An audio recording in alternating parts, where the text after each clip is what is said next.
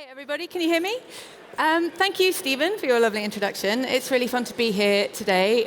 My name's Jordan. I look after talent development and production at Film London, so I'm responsible for bringing new people into the industry. And as such, I'm very interested in all of this to figure out whether we are bringing the right people into the industry and giving them the tools and the knowledge that they need to make their careers. So I'd like to introduce the panel. I have Plaete, who is the Chief Innovation Officer at Metaphysic, the world leader in photoreal AI-generated content. He has a very deep background in post-production, has worked on everything from ABBA Voyage to Ready Player One and World War Z, whether I should say World War Z, World War Z. And then I have Phillips, who's the CTO at Garden Studios. Sorry, my notes are not in order, which is the largest scale film studio in central London, housing a wide range of spaces, including virtual production, and he has a broad background in media technologies ranging from production through post to distribution. Last but not least, Michael Stein is a technology executive with over 30 years of experience, currently working as CTO at BAFTA and Oscar-winning Framestore, one of the world's leading visual effects, animation, and creative companies. So this is the panel. You all have things to show everybody. So would you take it away to start with your... Yeah. So yes, we're Metaphysic. We use AI for creating photoreal content, as you can see from our reel. I'm Plaete. I'm Chief Innovation for the company. I also visual effects supervising, and I'm ex-ILM. I come from the kind of time before AI for digital humans, but I've been doing digital humans for quite a while. So I'd like to take you back like a little bit on the traditional 3D digi-human pipeline, just to set the stage and to illustrate how kind of transformative this technology really is for what we're doing here. So basically, some of CGI-generated characters in films that you might recognize from movies. It's kind of a lengthy pipeline, right? So you have to start, you build a 3D asset, you have to model kind of likeness and a very accurate 3D model. It takes exceptional talent to nail that. Then you have facial capture. You need to capture the emotion, the articulation, the expression, the performance of somebody and map that onto that 3D asset. Then you retarget that. If you de-age somebody, you kind of capture the old person saying a line, but you need to make sure that it works on that young asset that you just built. After that, you give that to animators. They have a rig like where they can really animate 500 controls to enhance the performance or to kind of correct what went wrong in the first few steps. At that point, if you've done all that, you kind of tend to end up with a little bit of a kind of a wooden result. You know, you lose at every one of these steps as you do that. So you start to do simulation to kind of regain on like skin connectivity and small movement in the face that you lost, like compression, stretch, all these nuanced, very detailed things that you need to create a believable face that people will believe. And only then you can actually tackle the problem of making it look photoreal, which is very complex, and we're going to dive into that. So my experience from kind of doing ABBA Voyage this way, bringing back the genie, bringing the genie to life in Aladdin, all these projects is ultimately your net realism that you're going to end up with is like 100%. You start with 100%, the facial capture of a real human, but then it's the sum of all the little fidelity you lose at every step. And arguably, you can have the best artist in the world. Every step has a human involved, and there is a bit of there's technology involved, and there's a pipeline involved. So even if you lose 1% or sub 1% at every step, it still adds up, and it's what I call the elusive 5%. It's like that last 5% that makes a human face, a digital human face, look real.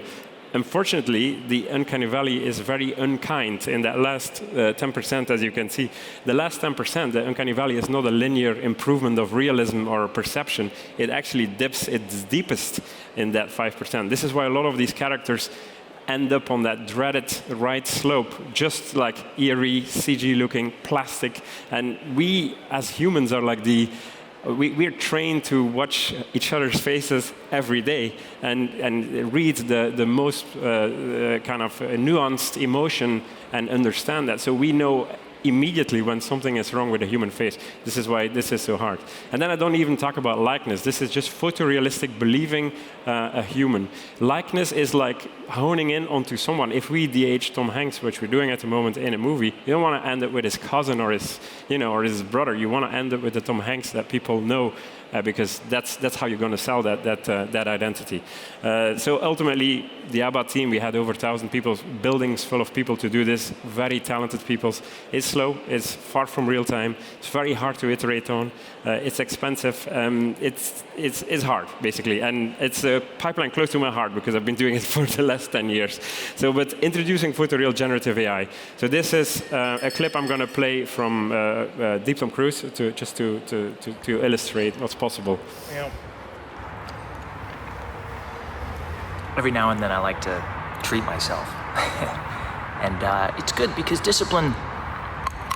Oh my God. I think there's bubblegum inside this. That's incredible. How come nobody ever told me there's bubblegum? Incredible. Oh yeah. So this Deep Tom Cruise clip is made by our co-founder Chris Ume. It's one of the first kind of milestones in like deepfakes kind of bridging that gap and going over that kind of uncanny valley. So ultimately, the transformational step here is what was this complicated 3D pipeline with all this lost fidelity in the steps is now a single neural network. What used to be rendering is now running inference. Obviously, after that, we still use compositing techniques to integrate it. Paris, I don't want to be late to this premiere. We gotta go. You should always run fashionably late. It's your night. You were so absolutely beautiful. Thank you. How do I look? Am I all prima ready to go? Check it out. Looking very sharp, Mr. Cruz. I think we're really gonna wow the world. I think people are really gonna believe that we're a couple. I think most people will believe anything. Story of my life. All right, now we're gonna skydive into this thing. You ready? I do my own stunts. Right, in this case, it caused a lot of confusion because we're putting the kind of hyper-real photo AI-generated Tom Cruise with actually real Paris Hilton. So who's real, who's not? People kind of don't question it, and that's the beauty of it. It doesn't throw you out of the moment. It kind of sucks you in. This clip itself had like 20 times the reach that Paris usually has when she posts on her TikTok, just because of the immersiveness. So it's definitely taking you beyond that uncanny valley. And this is a process that takes 3 to 6 weeks, and we train on obviously footage that is kind of approved for our projects. And the magic happens there. I mean, it's the intuition, it's the architecture of the neural networks that we create, because ultimately you see a lot of deepfakes out there, and luckily that it's very obvious that they're deepfakes, and that's a good thing. But as the technology is catching up and it's commoditizing, we should all be very aware that this is all possible, and not just in kind of fun, entertaining context like we are applying it. So my kind of summary, you know, this 100% fidelity minus all the steps that you lose in the original pipeline. Why this is so good is when the network is trained well, the synthesis is holistic, right? Everything just synthesizes one. There is no kind of lossiness along the way. And kind of arguably ends up on the right side, top side of that uncanny valley. So we kind of are able to create spot-on likeness. We respect the performance, which is very important for applications in film. It's much faster to execute, and this is kind of a quick overview. As the simplest way, like a Deep Tom Cruise can be completed in under 6 weeks actually now. So cost-effective, and that brings me to the Zemeckis movie we're working on. So Bob Zemeckis is making a movie here, which is hopefully coming out end of this year. We'll see. Where we actually optimized, we're doing the post-production now, but we also had a real-time version of what I just showed you with Deep Tom Cruise on set, which was very transformative, running in like a 50 millisecond budget. I'll show you. I can't show anything of the movie, unfortunately, because it hasn't come out, but I can show you an early test where I'm running the system on myself. So we were in Pinewood Studios, just outside of London, running on that film set. And so the guy behind me, Andres, is going to film me, and on the screen you'll see like a very early version. And I was testing it on my face. It strains for Tom's face, yeah.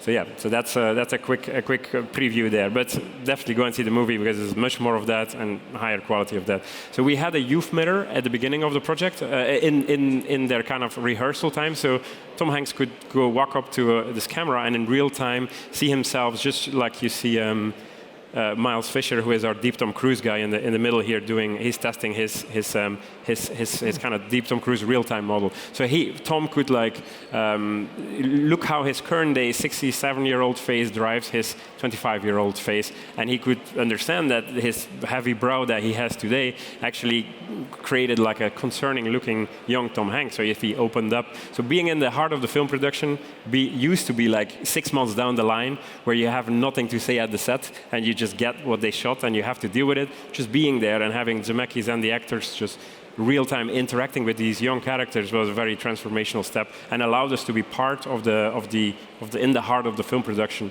to kind of participate. And also they recorded it all. They walked home with photorealistic faces to do their edit, which is also a big difference, where they usually have to wait months for a visual effects company to come up with like low quality early versions of digital faces. Today we take that back, we train bigger and more kind of detailed models, and we kind of then infer that, and we do high-end compositing. So a lot of artistry going into this movie, like to make it perfect.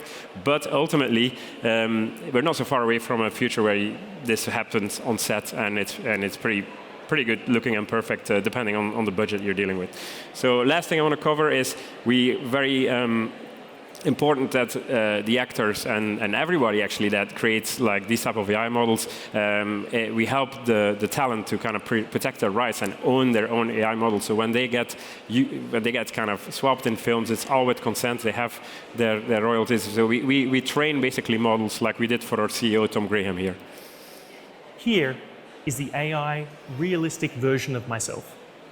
Even if the appearance of this AI representation of myself may change cosmetically, or if I change my hair or add creative features, my intention is to create this AI version of myself that embodies the essence of who I am as a person under any circumstance. This allows somebody to kind of gather a data set, store a data set, train a model, and then file a copyright on that model. So if someone else, without your consent, does that, you have some legal instrument to kind of go against that. And this is all very fast. Future-proof, gives delight. It's also kind of good for productions. They can do that with an actor at the beginning of a shoot. If anything happens to the actor or there is a reshoot happening, this is ready to be used. So yeah, that's pretty much kind of my quick intro, and I'll hand it over to Michael. Thank you. We're actually going to Rich next, I think. Oh, Rich. Thank you. Yeah, it should, if you press next. Oh, could we get Rich's? Just waiting for my tech. Ooh. Thank you. There we go.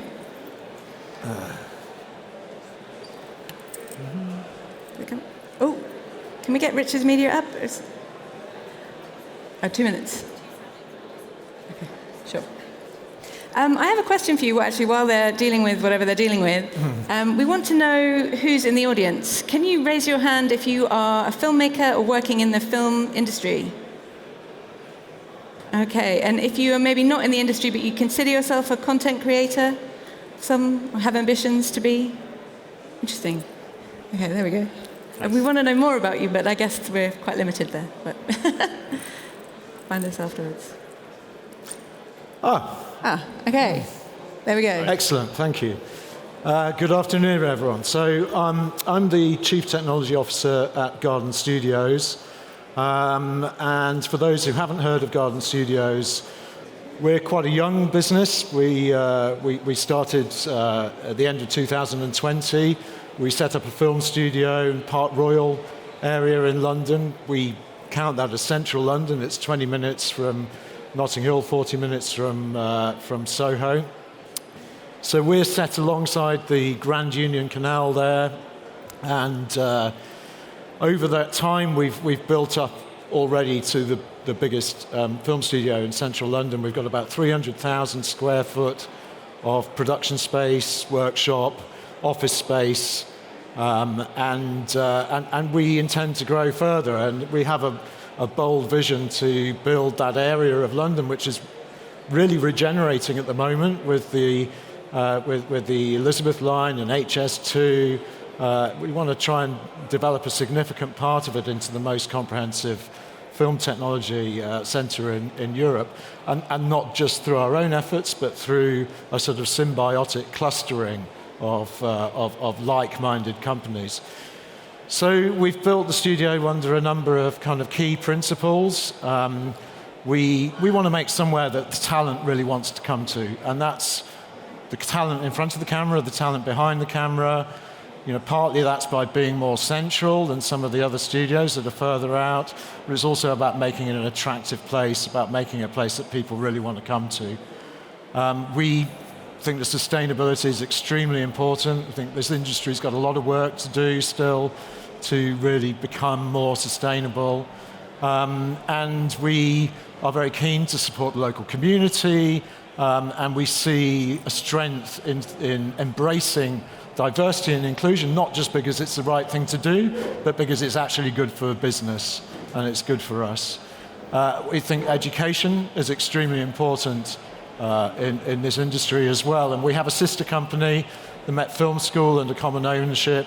They share that site with us. They're also at Ealing Studios, but they're more technology-focused areas. Their VFX, their post-production, that sort of thing are based with us in Park Royal. So, through those kind of those values and those principles, we're very proud to have been awarded B Corp status, which, for anybody who doesn't know, is about companies demonstrating that they're not just about profitability, they're about social responsibility and sustainability. And we're the second film studio in the world to have been offered to have achieved that status. And we won the Studio of the Year at the Global Production Awards last year. But we're here to talk about technology, and that's also an important principle for us. And we recognise that this industry is always, it's always iterated and evolved through new technology. But that pace of change has accelerated and accelerated and is just going at an insane rate at the moment. And we see it as part of our role to be, in the heart of that, helping to our clients to understand the implications of technology, understanding it ourselves, understanding the implications for our services for the business. So part of that is through virtual production, in-camera VFX. I'm sure most of you have come across this already. It is about using big LED screens, real-time game engines, camera tracking to capture final images in camera. So we built our first LED volume. It was actually the first facility that we opened in 2021. And we believe that was the first permanent LED volume in the UK. A lot of things that happened before were pop-ups for particular productions, but we wanted to find a way of making this technology affordable, not just to the big sort of Hollywood, big blockbusters, but for the whole, for independents, for commercials, for everybody else. So that's been running a couple of years, and we've gained quite a lot of experience through that process. We've built what we think is a really good team. That you've had a lot of experience now. We've now built a second volume. It's a bigger one in partnership with Anna Valley, who are a big AV rental company in the UK.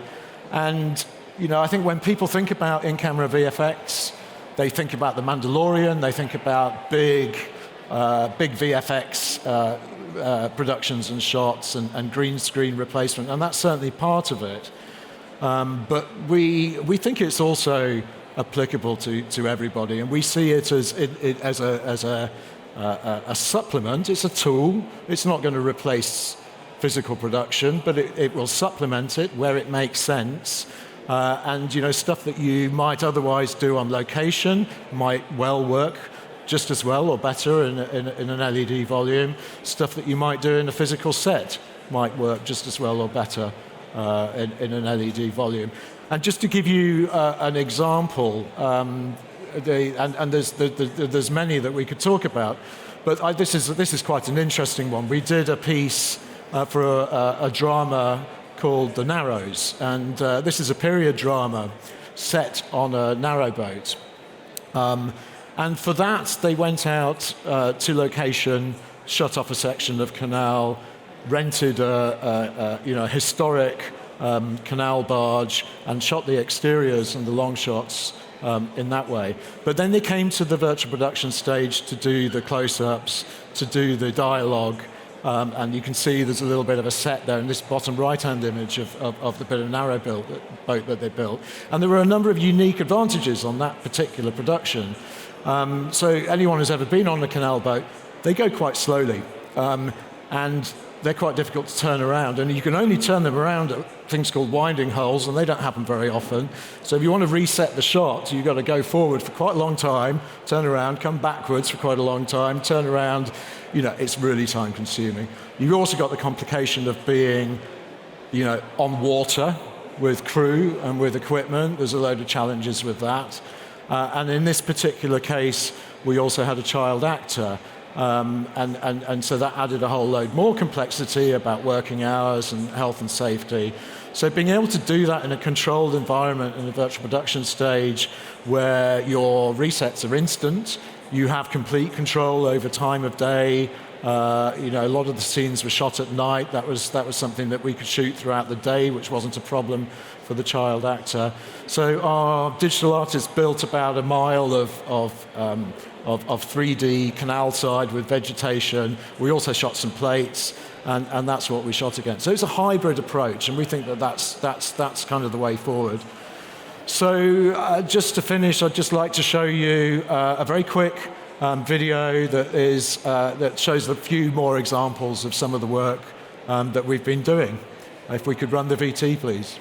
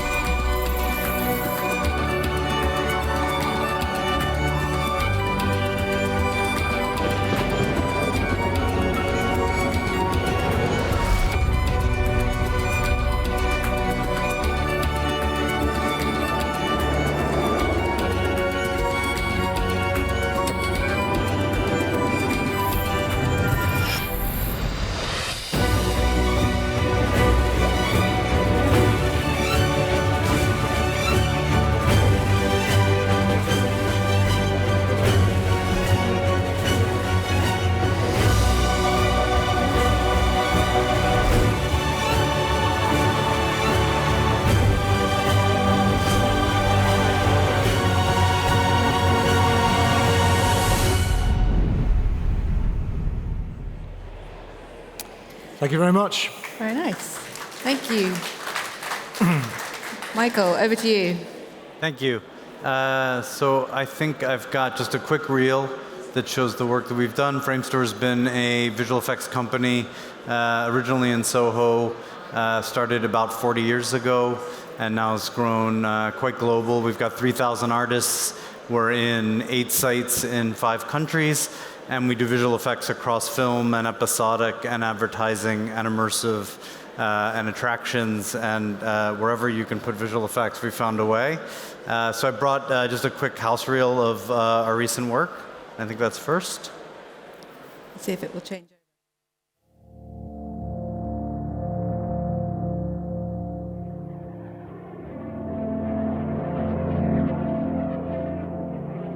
Doing nothing often leads to the very best of something.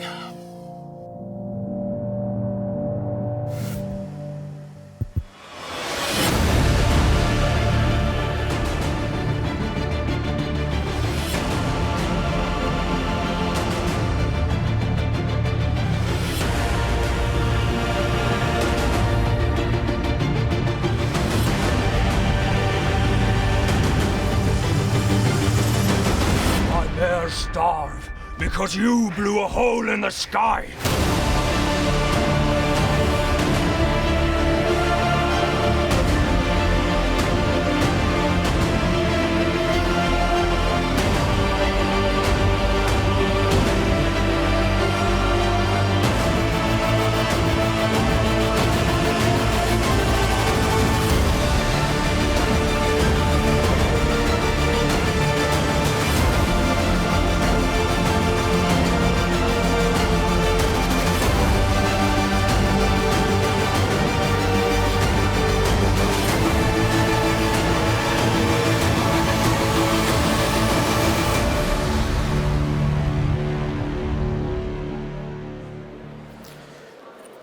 So that shows you just the breadth of the work that we do. And I did, because it's an AI conference, we'll be talking about a lot of different tech, but I just wanted to share quickly 3 examples of where we've already used AI in our content.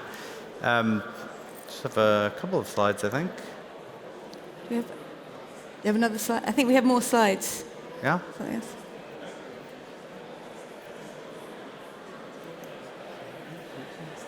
Oh, there are no more slides. I'm sorry, I don't think we can show them, but... It's all good. Sorry, okay. Yeah. Technological progression and advancement isn't new in the film industry. There's constantly been developments and new toys for content creators to play with. Is this more of the same, or is this a revolution? Can I start with you, Yo? What do you think? Is this the same trajectory, or is it drastically different? I think it's more revolutionary to me. Like it's more transformational. We've been like taking steady steps in making amazing visual effects, as you just showed, like right, and we've made them better and created a better rendering. Incremental improvements in certain areas. And for example, in the facial domain, like the digital human domain, for me, it's not just like a next step. It's literally a pivot and like, okay, now we're doing it this way, and it's hard to go back from. I think so. But it depends on the domain. Like there's still things that you can't do, like all the beautiful creatures you showed. There is obviously ways to generate these, but just kind of guide these, like make temporally stable kind of effects with creatures. It's what we're going there. And it's a matter of time, and probably will be going faster than we expected if we see like how far we've come over the last year. But yeah, I think depending on the specific area, is definitely transformational for me. Yeah. Right. Would you agree, Michael?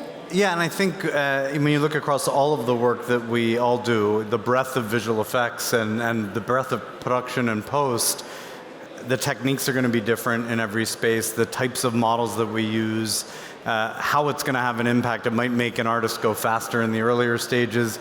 It might be, like Yo says, a pivot and an inside out. Or where we normally build it inside out, we come outside in, and we can take a small number of images and build something that way. Mm-hmm. And so for each part of the pipeline for us, we're looking at what's going to make a difference and how do we take advantage of that. Mm-hmm. And Rich, virtual production seems like a game changer. Obviously, it's a radical progression. Would you agree with everybody? What kind of difference is AI making to your world? It's definitely relevant, and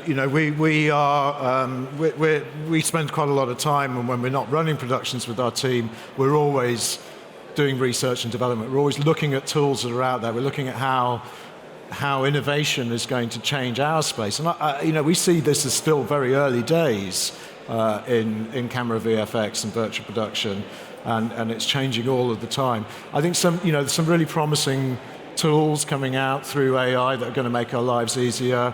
You saw, many of you here earlier, perhaps the Kubrick demo, which is taking images and creating quasi 3D environments out of them. There's also tools out there for building real 3D environments, building real 3D objects that are starting to emerge. And apart from generative AI, there are machine learning tools like markerless motion capture. Move AI, I think, have a session here later today to talk about that, which is also democratizing another part of the film creation process. And then we're also looking at the machine-human interface. So how the artists interface with the tools, using natural language and being able to assist them with their work through that. So I think there's a lot of stuff going on. It's really hard to keep up with.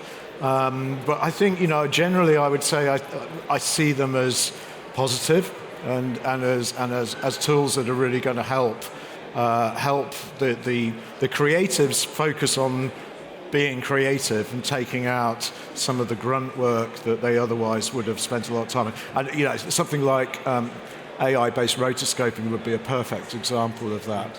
Something that's pretty tedious that machines can help with. Thank you. Yo, I want to come back to you. You've been de-aging everybody from ABBA to Tom Hanks. Tell us a little bit, de-aging itself feels like a relatively new concept, but de-aging in real time is sort of mind-blowing. Can you tell us a little bit more about how that works and what it means for people on set to be able to work with real-time de-aging?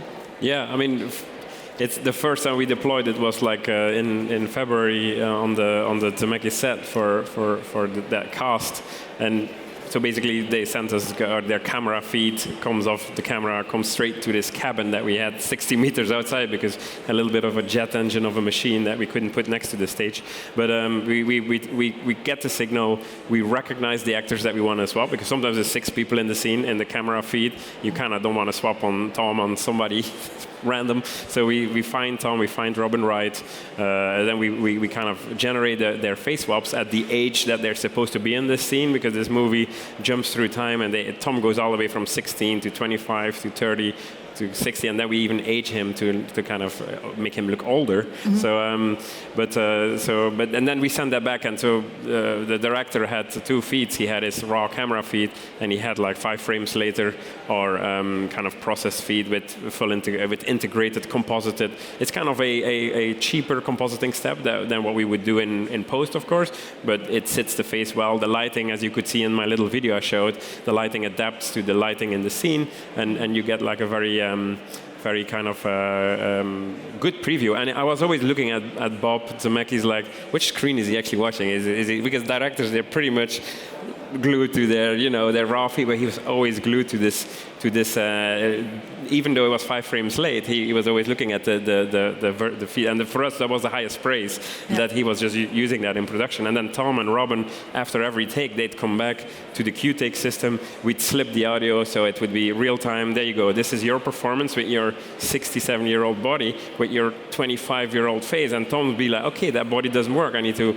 open up my shoulders, or Robin took a lot of this stuff home, like to study it and to see how her kind of performance was guiding this younger character. And that in itself, I think, really allows iteration and creativity of the actors with the younger characters on the set, which you never get in the old way, where again we come like months later in post-production, and what is set in stone. You have to deal with what you. But the first time that I recall when they saw themselves in this youth mirror that we had was actually quite an emotional response, because it's one thing like me seeing myself as Tom Hanks or of Tom Cruise. It's like, oh, this is cool, but they connected with their younger selves, and It was like, oh wait, this is this person that I was 20 years ago and that didn't know what I know now. It became very philosophical. Yes. Or Paul Bettany said, okay, this is how I look in my head. Yes. But this is who I am now and who I've become. So very interesting kind of dynamics and thoughts for them to process. But mostly like them being able to tune into their younger selves, and the director to be able to direct that younger character or actor was amazing. And ultimately, they still driving the performance. That's the beauty of it. And this is where we have to get it right, because Bob will want Tom's performance the way he delivered it. That's why he uses Tom Hanks for this movie, right? He wants his performance to come through in a true fashion on that younger version of it. And yeah. That's amazing. Rich, you have outlined the benefits of virtual production and the thinking behind Garden Studios, which I was going to ask you about. But I'm curious to know how you two, how do these two technologies fit together? Is there anything, could you shoot Tom Hanks against virtual production? Is that possible already? Are we heading that way? Is that a question for me? Yeah, well, I mean, I'm interested in both of you. You go first. No, Is it technically possible to create a virtual Tom Cruise and incorporate him into a scene within the context of virtual production, and for that virtual character to be completely convincing and provide a very convincing performance? I think it definitely will be, and you're clearly pretty close with that. So it's really, I think it is the ethical question about whether that is, whether that's the right thing to do. And I think the way that I see that is that, it's only possible to do that technologically if the model has been trained on performance that from that actor, from Tom Cruise. The essence of Tom Cruise has been ingested into the machine, and the machine has created a convincing output. I think Tom Cruise should control that. That's, you know, it's his essence, and he should decide whether he wants to be portrayed in that way, whether that's a representative example of him, and whether he wants to be compensated for that, and how he wants to be compensated for that. I think, you know, maybe that's a bit oversimplistic, but that's the way that I see it. No, I agree with that. It's the core. It's the concept that needs to be respected, and this is where the whole talent AI model concept comes in. That you kind of have your model is your digital likeness, and this now goes up for these actors, but it goes up for all of us. Like, it's not long from now that Deep Tom Cruise for everyone is the ultimate goal. Like, that you can represent yourself in a virtual world, looking like your photorealistic self. But then at that point, it's you that should own that, not a third-party company. It's very, very important too. I think one thing that's interesting too is that on both sides of it, the bringing in of real-time technology in a live performance environment is really the thing that's unlocked it all, right? So whatever we can end up doing in real time, we can bring in that, you know, that virtual production environment. We just did a short film called Plaete, directed by one of our chief creative officer, who's also VFX Soup winning Academy Award for Gravity, and it was a virtual production stage. It was a live actor, but it was a digital character and live compositing, so he could see the dailies almost instantly, right? He had motion control camera, everything was lined up, and he could shoot a shot, come over and look at it, and know what was wrong, or know how to direct the actor to do something different. And in the future, that could integrate a technology like Metaphysics, and not have to have, you know, it can be any actor, but then representing some other actor who, of course, you have the rights to. And I think that's what opens the door there more than anything. This is amazing. I'm wondering, with your Framestore hat on, how is this technology changing how you work? Obviously, it's making your life easier in some ways. Is there also a threat to traditional post houses? Like, is there a danger that some of the new startups might be eating your lunch? Like, how does the professional industry respond when there's all this new technology? Is it a blessing or? Yeah, it's a great question. I mean, it's of course a challenge. We do so much. There's such a breadth of our work across the whole pipeline, and all it takes in every bit of vertical workflow, a company like Metaphysic to pioneer something new and just focus on that one thing, and then we've got to make sure that we're caught up, you know, at every stage of it. And I think it's also an opportunity to either partner with companies, to work with our software vendors, or to bring new software in. Some of it is our own in-house developer. We've got over 100 people writing software every day for our visual effects pipelines, things that we can't do, you know, with off-the-shelf software, or things that glue it together. And so we may invest a little bit of our own, but absolutely that's a big threat to the big companies who have to compete with each other, but also compete in every bit of technology with the smaller companies. Right. Rich, do you have any thoughts, or want to add anything on this one? No? Do you want to add anything here? It's like, I'm curious, a lot of the tools that we're seeing becoming available now seem like it's going to make technology that was previously the preserve of the professional industry and higher end industry available to a much wider group of creators.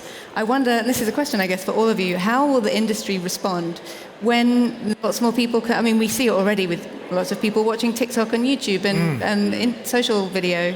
How does the industry keep raising the game and keep people coming to cinemas or watching the higher end content? Do you have any? I think that's a positive thing. I see this as a positive thing. I think, you know, you've got there's lots of people out there with brilliant creative skills who've been locked out of being able to express themselves in that way in the industry before, because they haven't had the opportunity or the money, the funding, or whatever it is to access that. And some of these technologies are enabling these people to have a go and have a chance, and you know, and they'll succeed if people like the output and you know and want to enjoy and absorb what they're generating. So I think it's a good thing generally, and I don't think big studio pictures are going away. I think that there's still things that you really do still need the big budgets for. This is a big subject, and I think we could spend a lot of time. I could talk about this for a long time, but I'm not going to hog the floor with it. Yeah. But it allows like certain previously almost impossible stories to be told, right? Like the movie we're doing at the moment. If you'd want to do that in the traditional way, you'd need a massive budget, and only a very few select companies around the world could do that, and arguably it might have uncanny valley problems that actually wouldn't support the project. Now we're able to tell that story that jumps in time, so even that's an example. It's still obviously a proper budget movie. It's not like fully indie or anything, but it shows how it exposed a certain capability to a project and allowed it to tell that story. And I guess this is always the way to think about it. Like all these technological advances, they just open up doors for creators or to kind of connect with their audiences and tell these stories. So I think that can only be a positive thing if used correctly, of course. Yeah.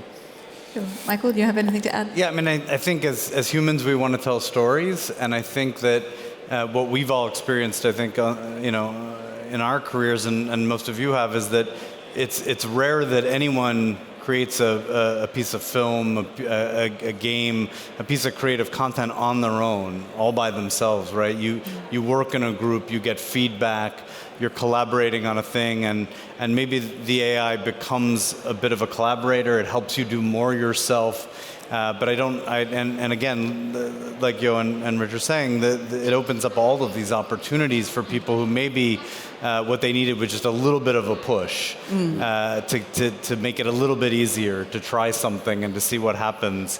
But I still think that it is going to be an augmentation of what we do, and we're going to work with the tools, and we're going to work with each other to tell great stories. Thank you.